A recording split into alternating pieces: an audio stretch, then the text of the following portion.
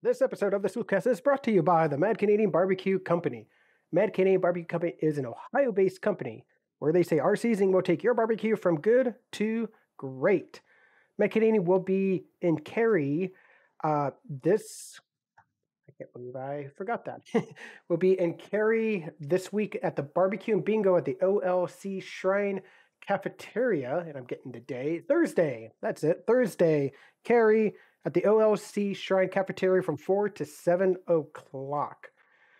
Just one this week, so be sure to get out to the OLC Shrine Cafeteria this Thursday at 4 to 7 to get some of that sweet, sweet, good barbecue from the Mad Canadian Barbecue Company, where they are the official barbecue of the Cary High School Blue Devils. This episode of the Sloopcast also brought to you by the Iron Bean Coffee Company. The Iron Bean Coffee Company is an Ohio-based, fresh roast to order, fair trade certified, USDA organic, small batch. I already said roast to order. I'll say it again because it's so important. Roast to order, veteran owned coffee company. That's right. This is a Marine owned coffee company. All of their beans are imported straight from farms, directly from farms in places like Colombia, Brazil, Uganda, Honduras, Peru, Ethiopia, Indonesia, and other far off lands. And again, these are all fair trade certified, which ensures that you're getting the most moral, highest integrity beans you can possibly get. And what else would you expect by a Marine owned, veteran owned, Ohio based company? Am I right? And not only that, but all of the beans, as I said before, are fresh roast to order. So you are then getting the freshest possible roast. And if you have them do your bean grinding for you, the freshest possible grind that you could possibly get delivered straight to your doorstep. What else could you want? So find your new favorite coffee over at ironbeancoffee.com. That is Iron Bean Coffee, America's local coffee roaster.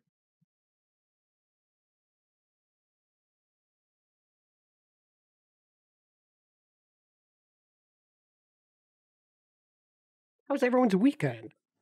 Not a stressful weekend, right, Jared? No, I've been totally stress-free. Not a care in the world, Kyle. Not a gosh darn care in the world. All right. Well, let's not waste any more time. We got a lot to talk about with this weekend's game, so let's get into it, Jared.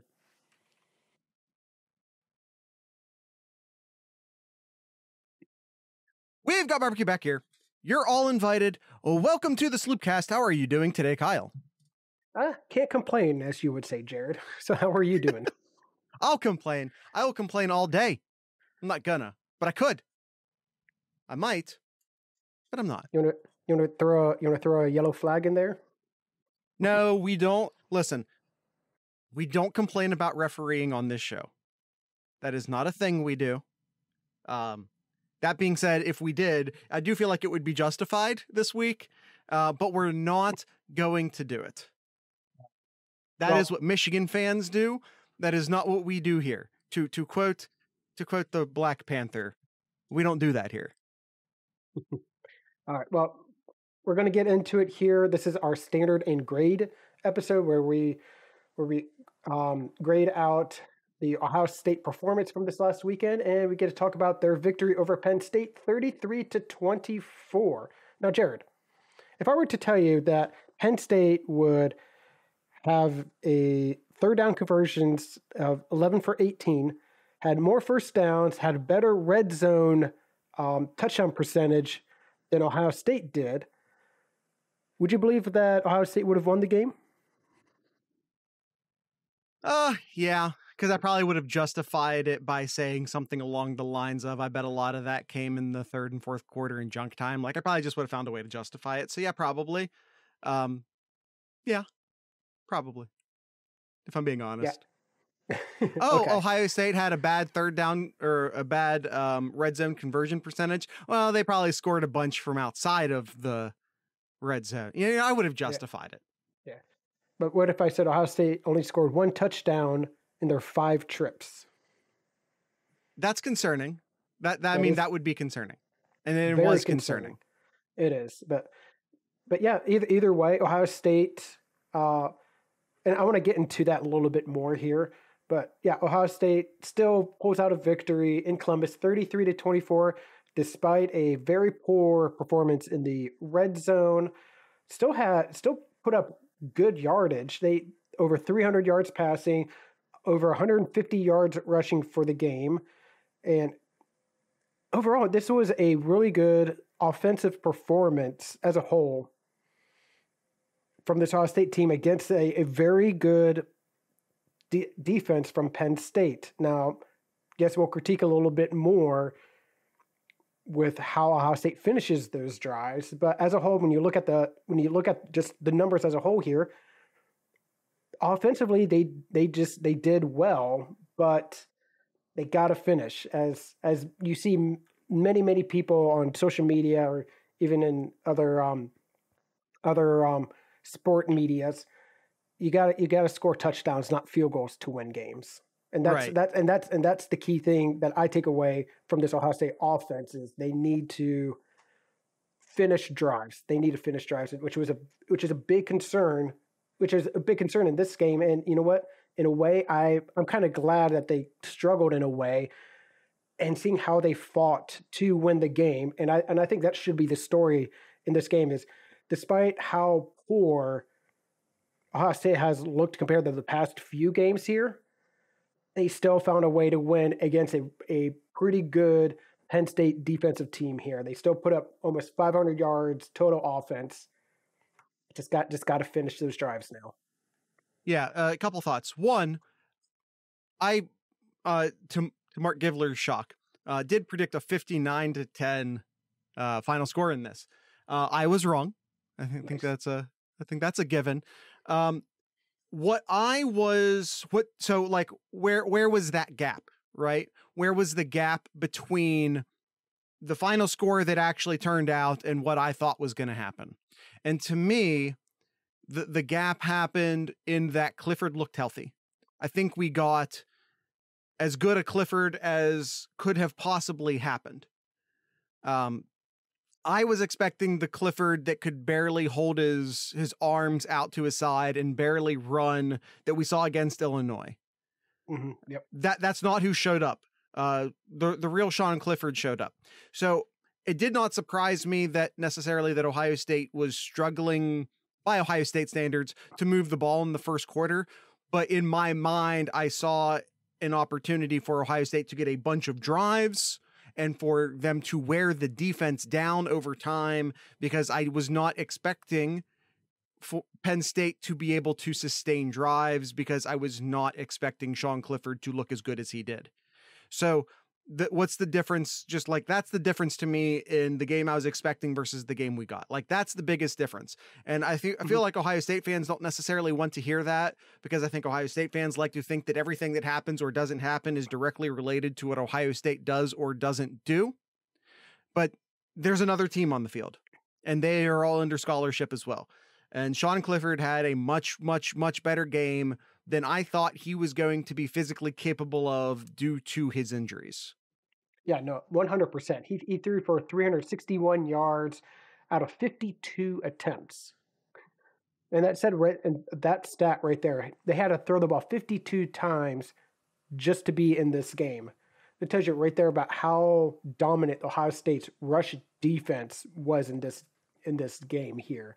So I'm not kind of jumping around here with who we should be grading here, but as a whole, I was very pleased with the defensive line and linebackers too on the rushing stop there. They held Penn State, what is it here? 33 attempts for 29 attempts for 33 yards. Pretty much a yard a pop for every carry. That's stellar. That's stellar. Oh, don't worry, Stuart. We'll get to the criticism here in a bit. Yep. So you want to jump right into it, Jared? You want to start grading these positions? Yeah, let's absolutely do that. All right. Where do you want to start? You want to start offense or defense here? I feel like Stuart's already calling us out for being apologists. So let's start on what I think was the lesser side of the ball, which surprisingly was the offense. All right. So this is for you, Stuart. We're going to start with the slobs. Offensive line. Offensive line, man, especially that first half. It was tough sledding for Ohio State to get any kind of momentum going. I'm trying to pull up the halftime stats here. Here it is. Ohio State rushing. They had 19 rushing yards in the first half. 19. They were averaging 1.6 yards per rush. Not good. Not good when this is supposed to be one of, if not the best offensive line in the country, and you're only rushing 1.6 yards. That's not going to cut it. That's not going to cut it. And especially that first half, so much. It seemed like almost every play, all those one-on-one interactions with the offensive line to Penn State's defensive line or linebackers were getting beat, and it seemed like almost every play. And it was frustrating. It really was, because we know how good this offensive line was, and it was just not their night. Yeah, as Kyle and I have stated on these standard and grade episodes in the past, we grade based off of expectation. Now, that expectation has to go to both sides, as Penn State does have a very good defensive line. But Ohio State really should have had the advantage in the trench there. So, on one hand, this is not Georgia's defensive line, but it's also very, very much not Maryland or Rutgers or Indiana's defensive line. So it's somewhere in between those two things, obviously. But Ohio State's offensive line should be the best in the country, and they were not. Mm-hmm. They weren't. So they failed to live up to, I think, even the bare minimum of their expectations. So if C is average, they were below C. As Kyle stated, they barely had over 1 yard per carry rushing in the first half. The pass blocking I thought was sufficient considering the talent on the Penn State side, but it's a C-, maybe a D+ for the offensive line. That's what I'm thinking about. As a whole for the entire game, I'm giving the offensive line a C-.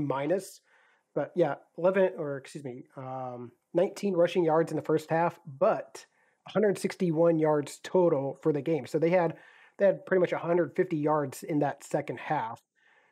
So they were able to turn things over, giving the ball to Henderson. It looks like 19 times, so more than double than they did in that first half.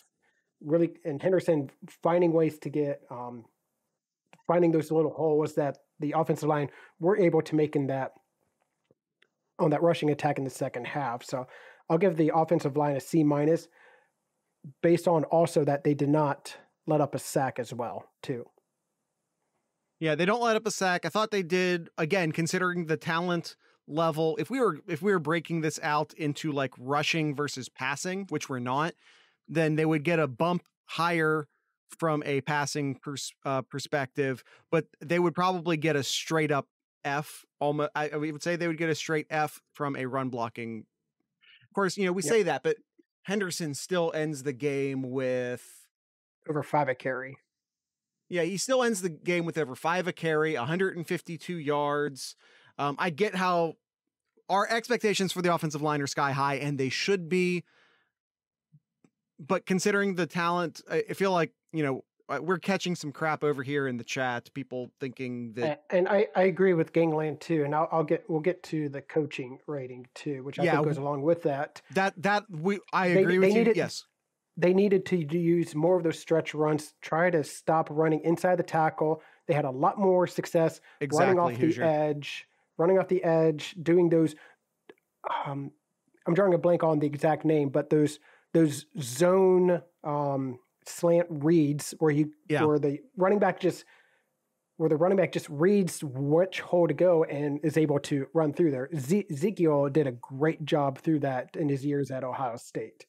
I wish they did more of that in this game, but yes, zone RPO. Yeah.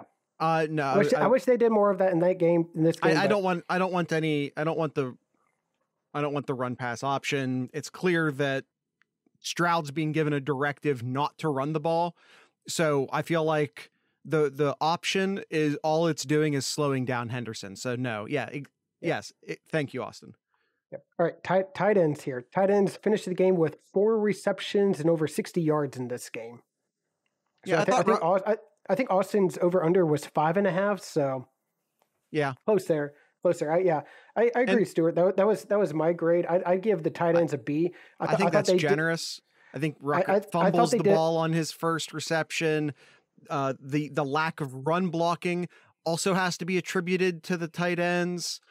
I think a B is generous. I think it's a straight C. Okay. Just because I give grades that we don't agree on doesn't mean my grading stinks, Stuart. All right, so we're going to average out. We'll just say a C plus. We'll do C plus then, Jared. Okay. All right, wide receivers here, Jared. Wide receivers as a whole. Again, if I'm including tight ends here. We're not including tight ends. Okay, not including tight ends. So if I take out tight ends, minus 60. So, and then those are running backs there. So about 250 yards for the game. About almost 250 yards for the game for these wide receivers. Smith-Njigba 6'4", 97. Wilson 7'4", 82. Olave 3 for 44. Only Olave gets the touchdown. Yeah, and that was really surprising seeing Stroud only in the receivers only having 1 touchdown in this game. I thought that was really surprising. Not really many drops that I can really think of in this game. I thought overall the wide receivers did well for what they were able to do. Again,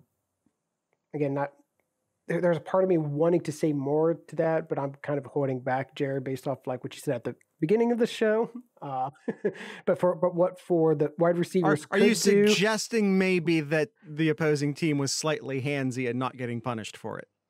Sure, okay. Yes, but I'd probably give in our expectations with these receivers too. I'd probably give them like a B- in this game.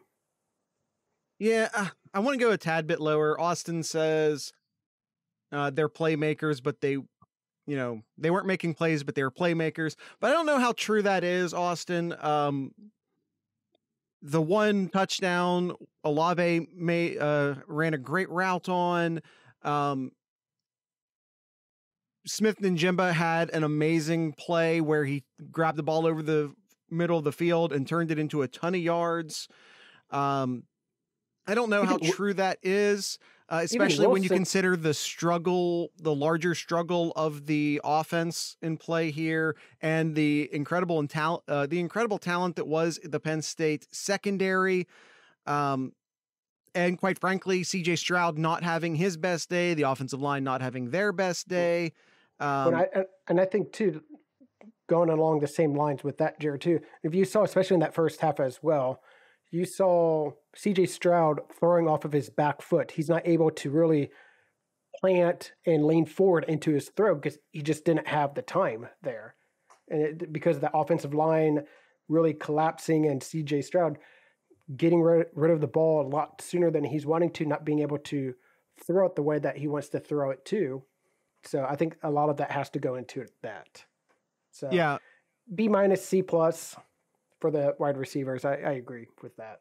Yeah, I think I'm gonna say B-. Okay, running backs.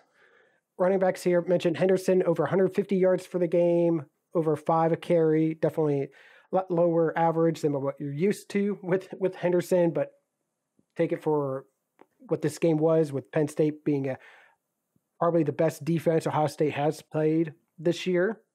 No, without question.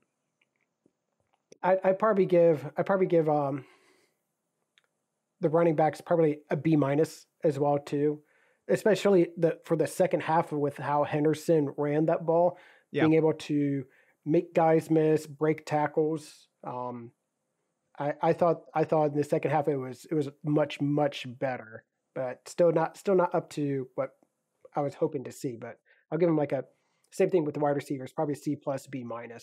Yeah, and I kind of want to stray more towards the B, and I say that because like I don't feel like there were holes for Henderson to run in. When we give Henderson a ton of credit, we have to acknowledge that the offensive line helps him. When Henderson isn't performing, it's so 152 yards and a 5.4 average. These are good numbers. So maybe we're crossing into spoiled Buckeye fan territory here. Maybe our expectations were too high, and I raise my hand and acknowledge I was part of that. Yeah, I agree, Zach. I think this is Strong the type numbers of game against a good defense, Gangland says. Yeah, I agree, Zach. This is the kind of game that I think this team needed. They needed to be able to fight through everything that's going on in the game. Tight game. They were losing and coming back to score 17 straight points, and just a continuous fight till the end. This is the type of game that they needed. Absolutely, Hoosier. Preparation for Georgia. I mean, should Ohio State meet Georgia, you needed this game to realize what your flaws were when facing someone of this talent level in which Penn State does have on their defense. Yep. Maybe, Stuart, Georgia might dominate this offensive line. If they had played last night, they would have.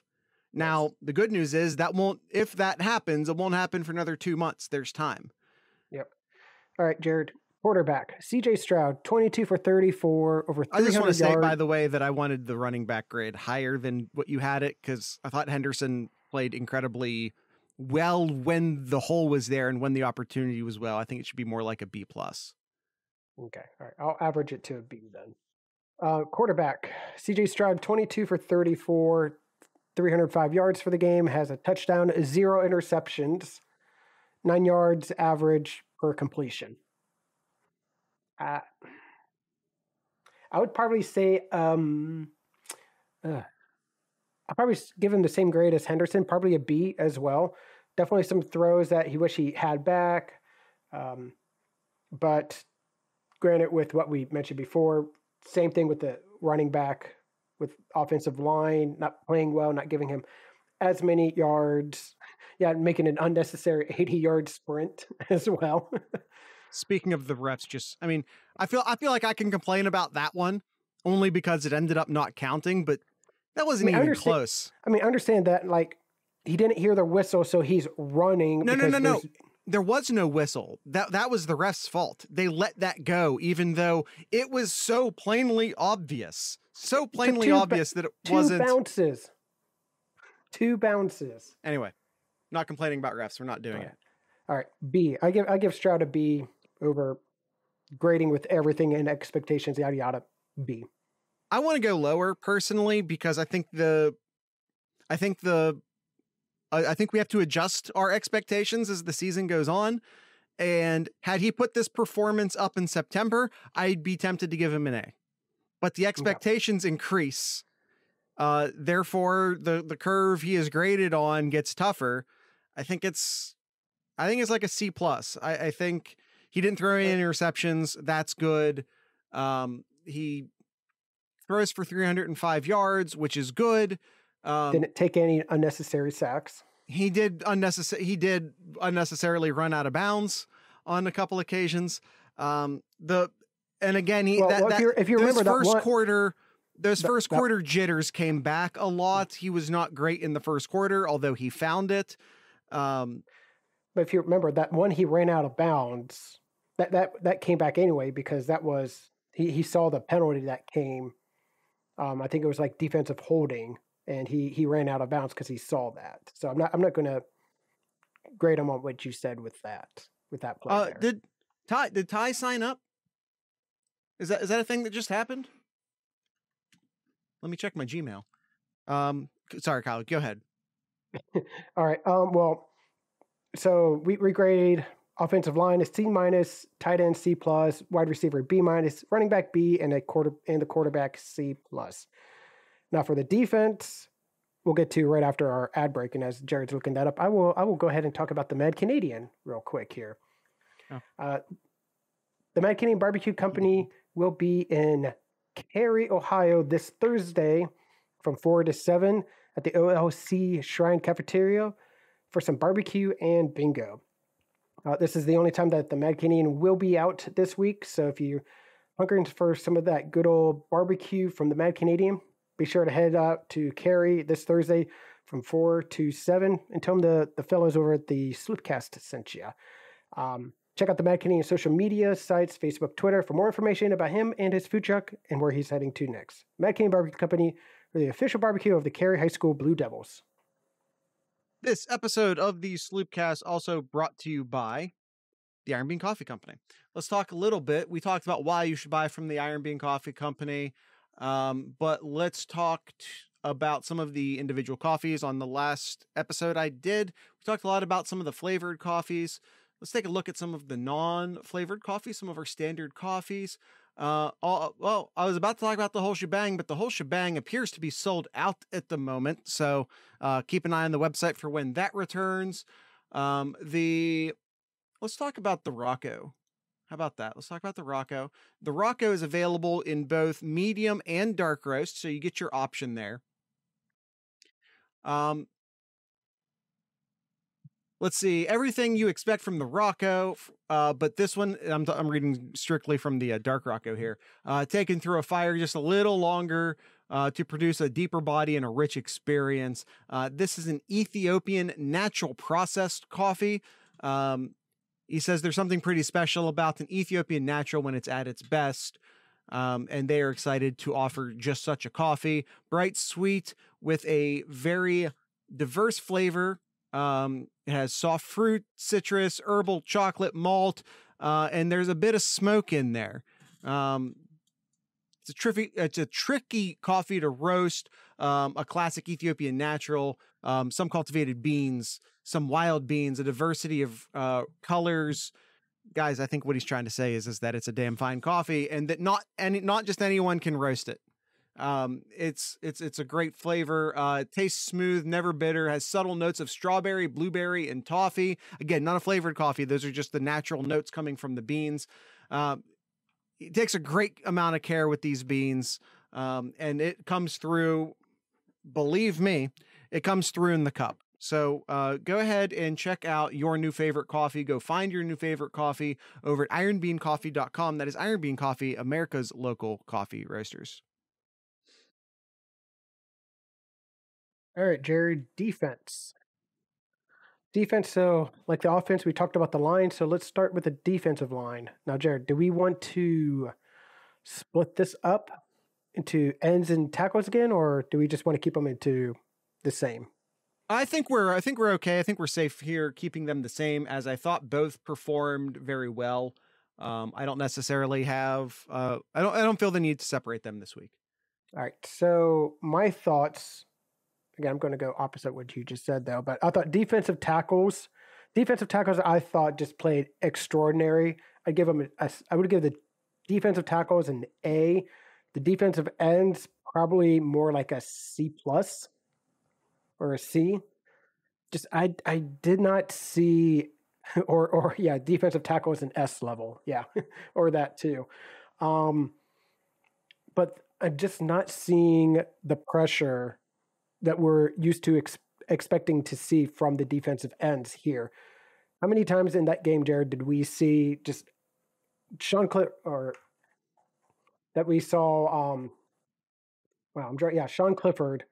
just had all day to throw the ball, and he's able to just wait for the wide receivers to get open, and there's just no pressure. I felt like that happened so much in this game. So if you're asking me to grade it as a whole, I'll average it to probably a B then for the defensive line. Okay. I don't know. I thought they aren't getting home when they're just rushing 3 or 4. But I think, again, if we're grading based off of expectation, they haven't been doing that all year. So the expectation for the defensive ends to some extent should be lowered. But it should be said that Tyreek Smith got a sack, JTT got a sack. So half of your sacks did come from the defensive ends. Antoine Jackson was the only player or the only defensive tackle to get a sack, and it was a half sack. But again, if you start looking at like your tackles for loss and all of that, you do start to see a bit what Kyle's talking about here, as that is dominated by the defensive tackles.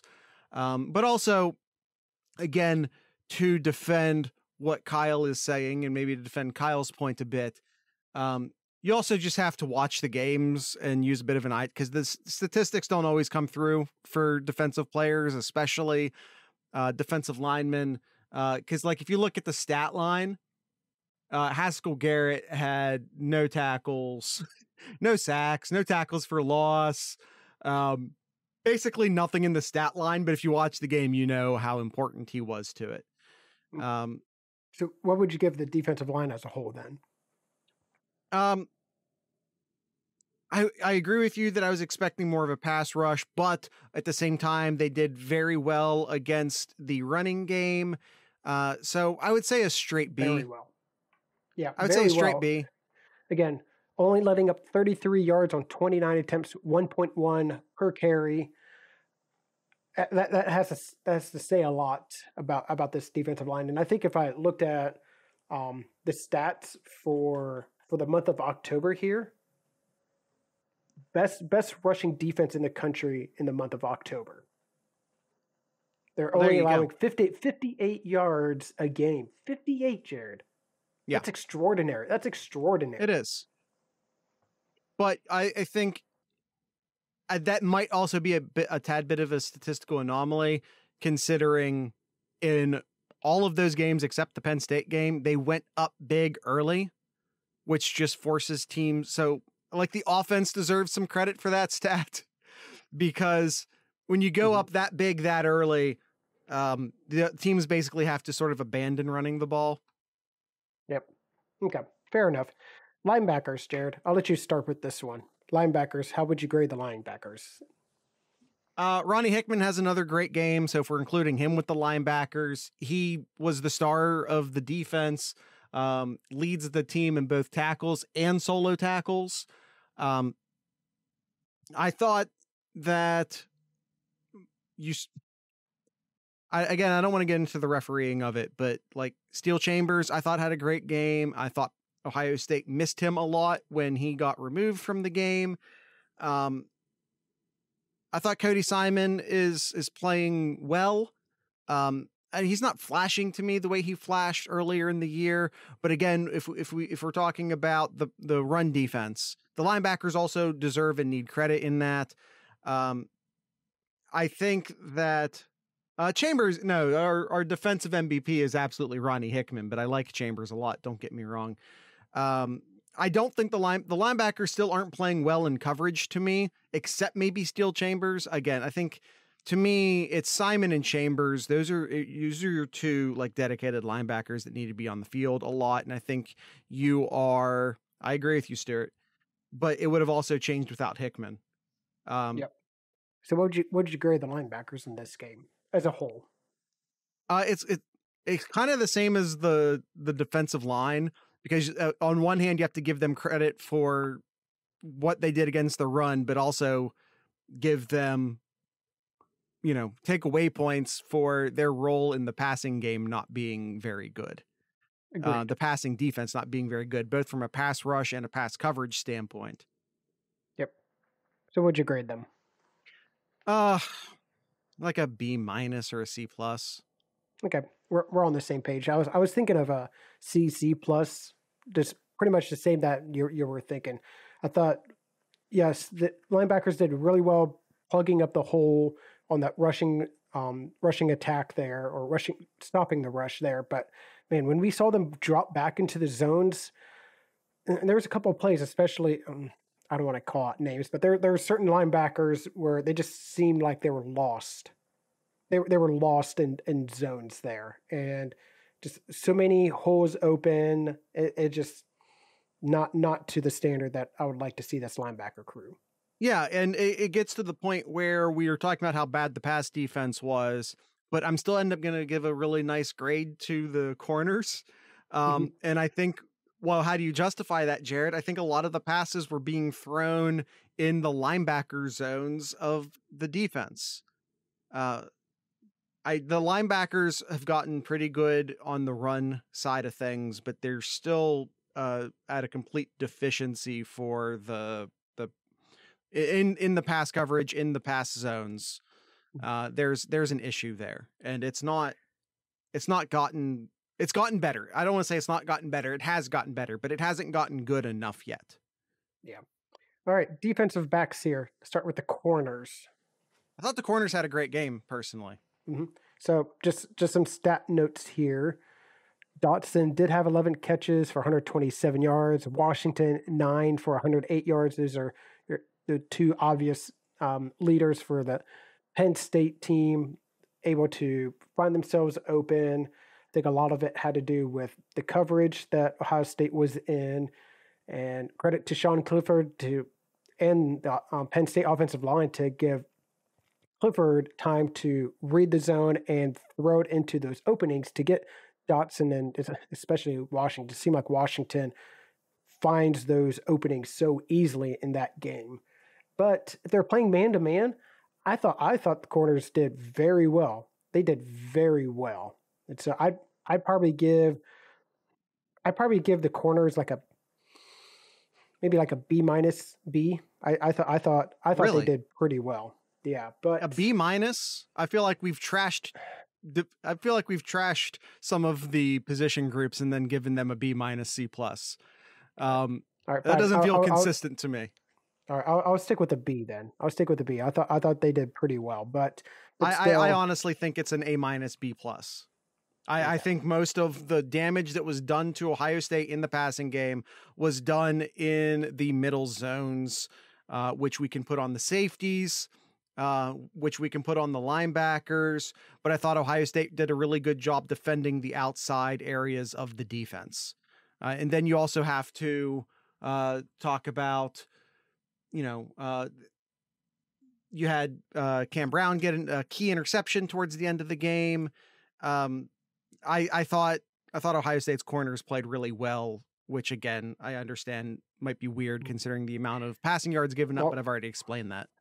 Well, in the safeties, I would give the safeties like your rating, like an A minus. I thought the safeties played very, very well in this game.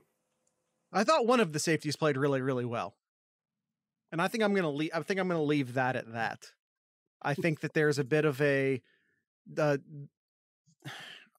I wouldn't mind them. I'm trying to be really nice right now. I'm really trying to be very nice right now. I think that they need to reevaluate who is getting how many snaps at safety. Yes, chat. Yes, chat. I think they need to reevaluate who's playing safety for them right now. And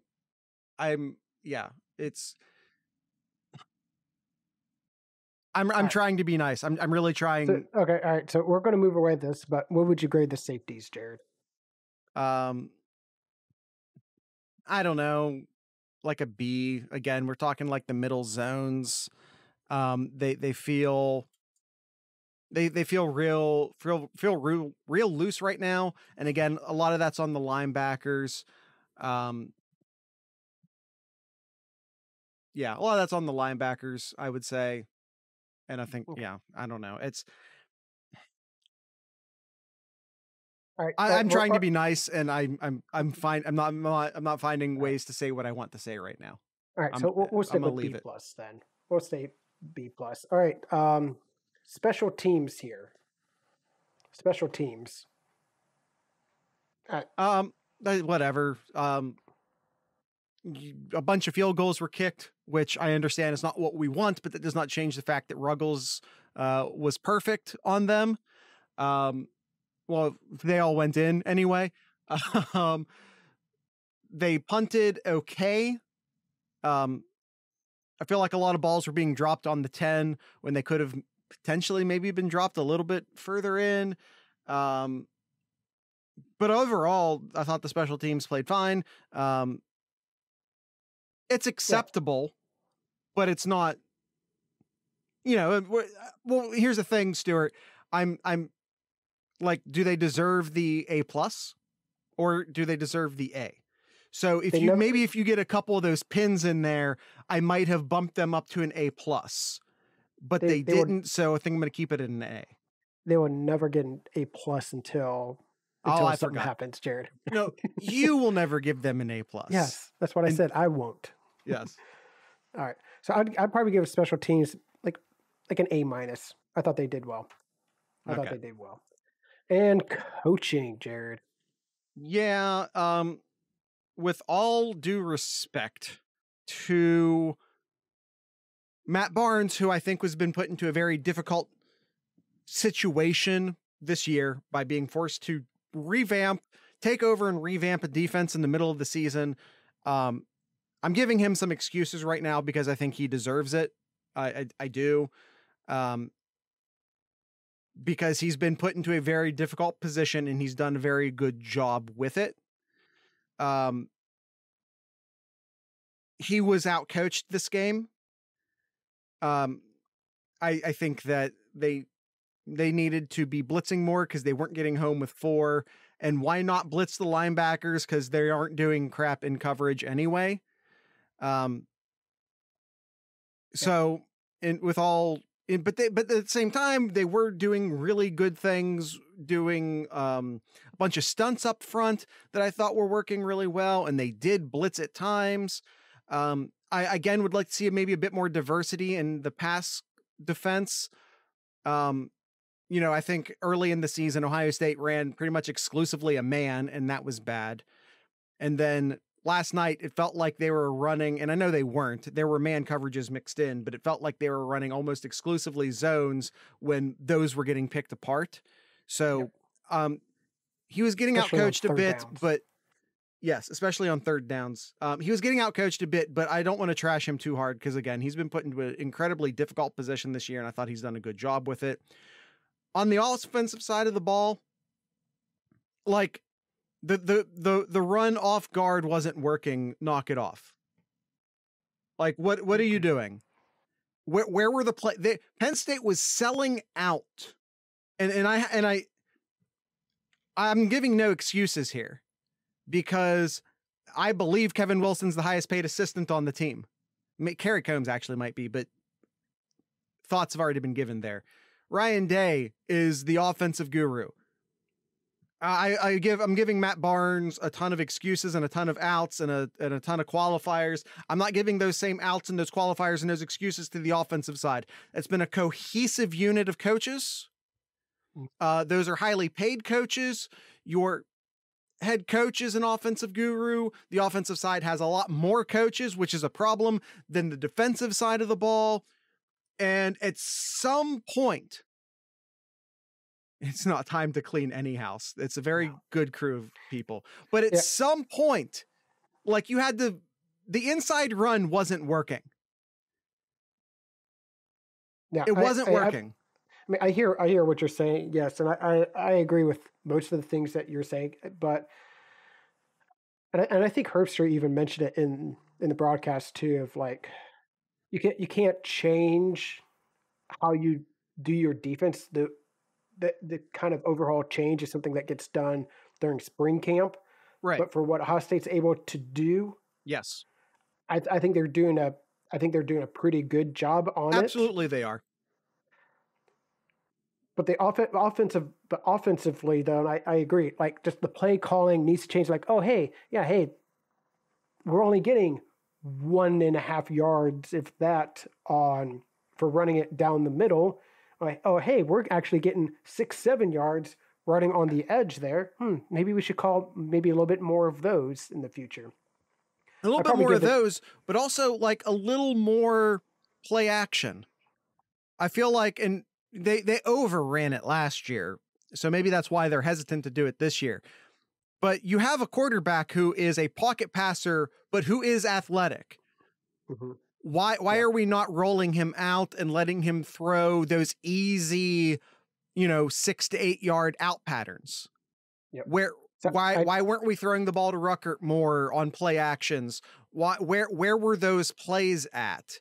If Penn State's going to sell out to stop the run, where are those play action plays? Where are the play actions? And I'm not saying you have to bomb it deep. I mean, you can, especially when the offense isn't working. Who cares going off a little bit schedule? Yep. By missing a deep pass. I'd give the coaching staff a C. I want to separate them. I really want to separate them, offensive and defensive. Because Matt Barnes deserves a ton of credit and all the things I already said. So I like Matt Barnes in the defensive side of the ball. I'd like to give like a B+. I was thinking a B for him, and then the offensively a D. Like it's just a D, which is B. And Matt Barnes also deserves criticism, absolutely, but the task he was given and the experience he has, which is not much as an actual defensive coordinator, and the amount of money he's getting paid compared to the other people on the team, the expectations have to be different. You understand that he has never done what he's doing before, and he's doing a better job of it than the person he replaced. Yep. Who was paid a lot more money, who has a lot more experience. All right, so Matt Barnes was put in an impossible situation. Defensive line overall got a B. Rated linebackers as a C+, corners and safeties a B+, special teams a A-, and averaging the coaches a C. D for the offense and B for the defense. Stuart asks, do we temper expectations for an Ohio State coach? Is that where we are? Yeah. Sorry. Yeah, that's where we are on the defensive side of the ball right now. Sorry. Right. Yes. All right, Jared, let's get into some Ask Sloopcast questions here. Now that does not carry over into next season, Stuart, but you do have to temper the expectations for this season based off of the challenges given. You can't just blindly expect everyone to be great all of the time. That's not realistic. You have to be realistic with your expectations. You don't change your defensive scheme and rearrange your defensive coaching staff mid-season, hand it over to someone who's never done it before mid-season, and expect the defense to be fixed overnight. That's just not a fair expectation. Mm-hmm. All right, Jared, some questions here from our Sloop Cats here. Despite his obvious awesomeness, is Olave the easiest weapon for a defensive scheme to take away? I wouldn't say so. I mean, look at Ohio State. They know that their biggest threat was Dodson, and he still had 11 receptions, 127 yards, and a rushing touchdown as well. Now, it's not the easiest to take away. Well, especially considering all the other talent. Outside of Henderson, if you want to sell out and stop the run, you can do that. But Ohio State has too many weapons on the offensive side of the ball. Taking one player away shouldn't matter. Yep. And as far as last night goes, Olave's your deep threat. Wilson is your possession guy. And Stroud was not getting the clean pockets that he has been used to getting this month. So therefore, the deep possession guy wasn't getting as many looks because it takes longer to run those plays, to run those routes. Yeah. So to me, that's why. Austin Formation asks us, who is the best player on the defense right now? Ronnie Hickman. Done. Period. Yep. No other discussion needed. Hickman. Yes. Austin also asks, is Whippler the weak link on the offensive line? In this game, yes. Yeah, yes. I almost want to revisit our offensive line grade because of, quite frankly, like the snap infractions and the penalties. I don't feel like we took that into enough consideration with that grade. I don't actually want to go back, but I just want to acknowledge that maybe we should have graded the offensive line lower than we already did. Yeah, we didn't even talk about the number of penalties. You don't replace him, Hoosier. He's a first-year player. You stick with him and you keep going. That's not everyone is going to be a 5-star fourth-year player all the time. That's not a realistic expectation. Mm-hmm. Yeah. I mean, Hase had 10 penalties, 74 yards this game. We didn't even talk about that, and we don't have time to get into it. But yeah, penalties was another big issue in this game too. Let's see. If you had to compare Olave to a Buckeye wide receiver since 2010, who would you say he is most like? And he wants to note that he would say Olave is like McLaurin. McLaurin's is a good comp. Yeah, Devin Smith. I would say Devin Smith is a really good Hoosier says Devin Smith. I feel like that's probably good. I don't know. I don't know if I have a good answer for that. Posey's a good answer. Ooh, Posey. Yeah, good one, Zach. Although, is Posey within the last 10 years? Where we're bumping up against that. Yeah. He was? Okay, I'll just take your Sanzenbacher? Maybe. I think Smith Smith and Posey would be better. Yeah. All right. Stuart asks us, Jared, what was the worst offensive line performance in the past 3 years when it comes to blocking, to penalties? Oh man, that's a big question. Yeah, because I thought last year the offensive line did really well. Man, I gotta look at what 2019. I don't feel like I can accurately answer that question. I'll just be honest with you. We're running over on time. It could be last weekend or this past weekend against Penn State. No, maybe in 2019 when Ohio State had to play Penn State again.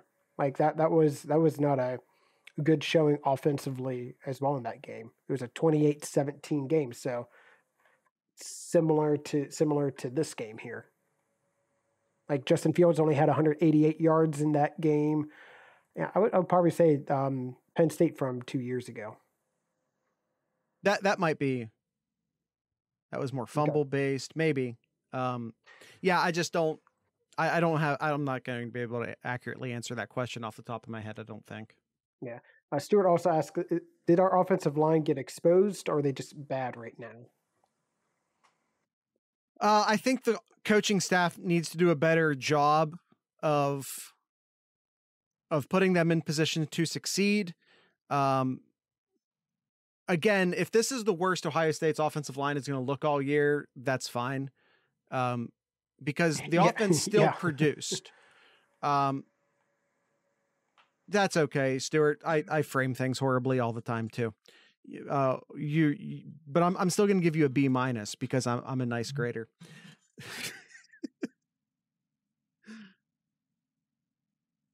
All right, Kyle, what's the next question? All right.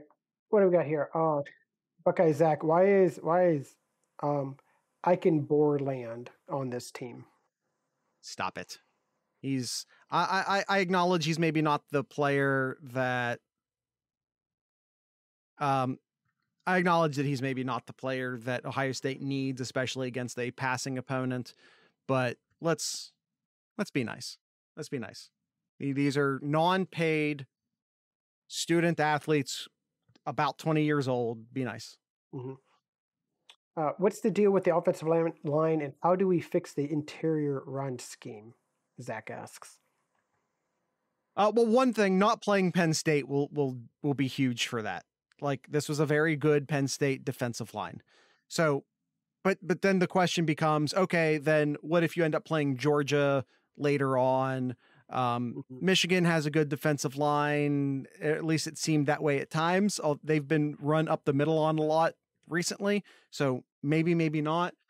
But like, again, if you're going to play Georgia, how do you run the ball? And to me, I don't think it's as much an offensive line. Whippler's young and he'll get more experienced and he'll get better. So I'm going to throw that out there.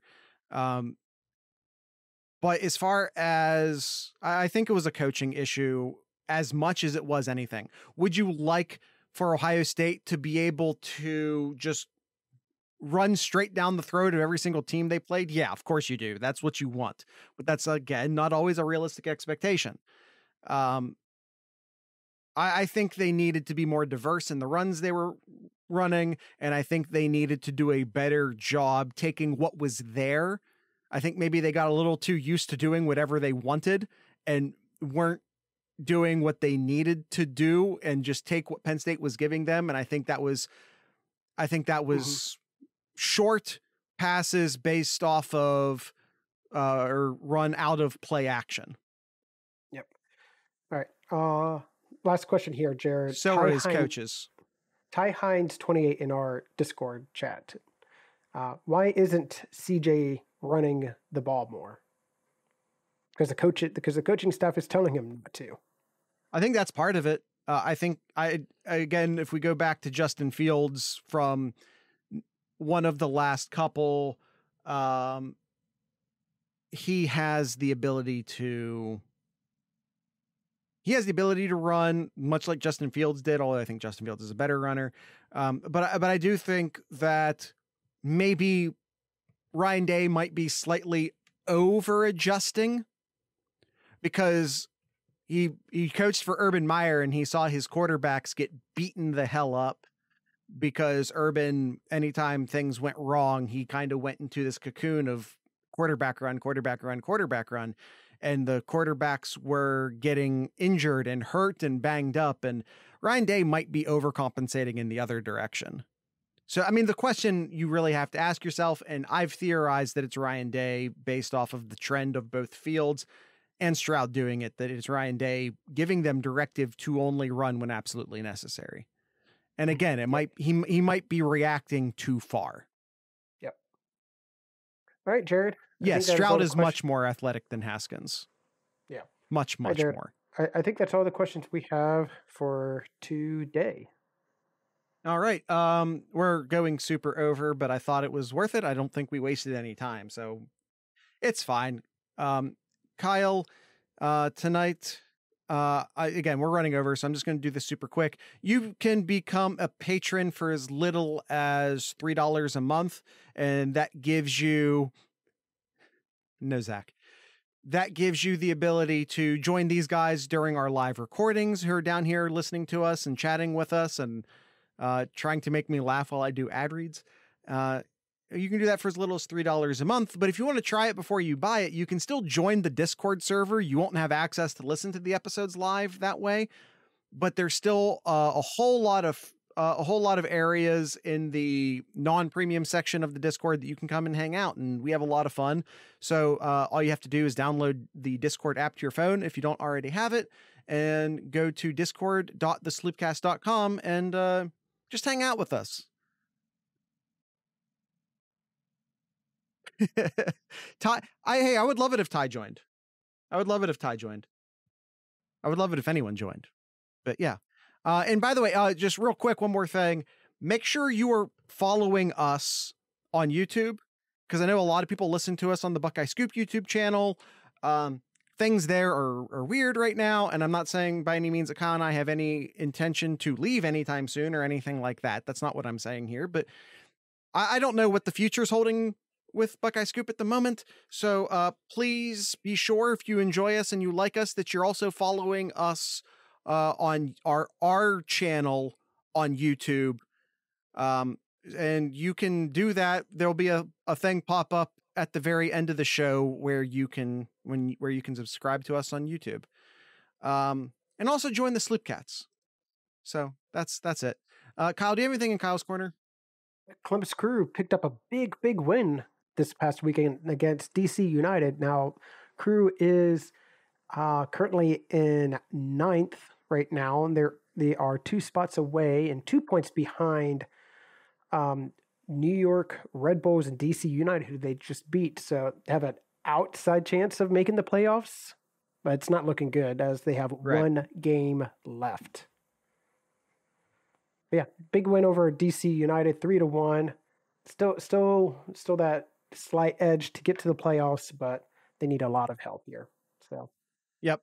And with all that being said, tonight's ending music is by Columbus-based band from the 90s, but that's fine. I don't mind it.